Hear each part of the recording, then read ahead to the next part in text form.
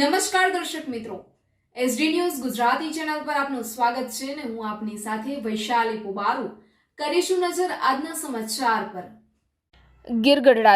ગીરગઢડા તાલુકાના બોડીદર ગામના ખેડૂત ખાતેદાર ગોહિલ માલાભાઈ નારણભાઈની મંજૂરી લીધા વગર પીજીવીસીએલ દ્વારા કૂવા ઉપર આપવામાં આવેલ કનેક્શન રદ કરવા અંગે રજૂઆત। ગીરગઢડા તાલુકાના બોડીદર ગામે આવેલ સર્વે નંબર 366 પૈકી એકમાં સંયુક્ત નામે જમીન ધરાવીએ છીએ।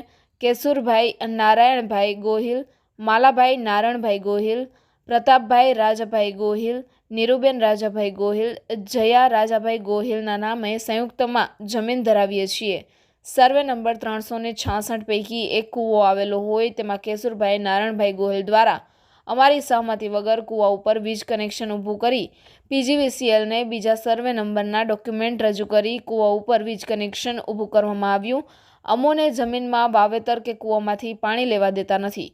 અગાઉ પણ ઉના પીજીવીસીએલની ઓફિસે જાણ કરેલ છતાં પણ કોઈ ધ્યાન આપ્યું નથી, જેમાં માલાભાઈ નારણભાઈ ગોહિલ કેન્સર પીડિત હોય તેમજ દીકરો અસ્થિર મગજનો હોય। અત્યારે અમારી આર્થિક સ્થિતિ અત્યંત નાજુક હોય, દવા લેવાના કે સારવાર લેવાની સ્થિતિ ન હોય જેવી મેં કલેક્ટર સાહેબને લેખિતમાં ફેક્સ દ્વારા આપવીતી દર્શાવેલ હોય। કલેક્ટર સાહેબ ગરીબ લોકોની વેદના સાંભળતા હોય, જેથી કેશુરભાઈ નારણભાઈ અમારી મિલકત પડાવી લેનાની પહેરવી કરી રહ્યા છે।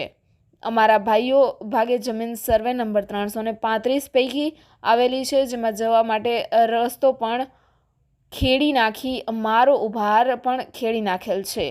અમારી માંગણી પીજીવીસીએલ દ્વારા કનેક્શન રહે કે મારો રસ્તો ખુલ્લો નહીં કરવામાં આવે તો અમો દિવસ 15માં એટલે કે તારીખ 5/2/2025ને બુધવારના રોજ હિણાક ખાતે કલેક્ટર સાહેબની કચેરીએ આત્મવિલોપન કરીશું। Reporter Jorubhai Jethwa, SD News Gujarati, Gir Gadhada.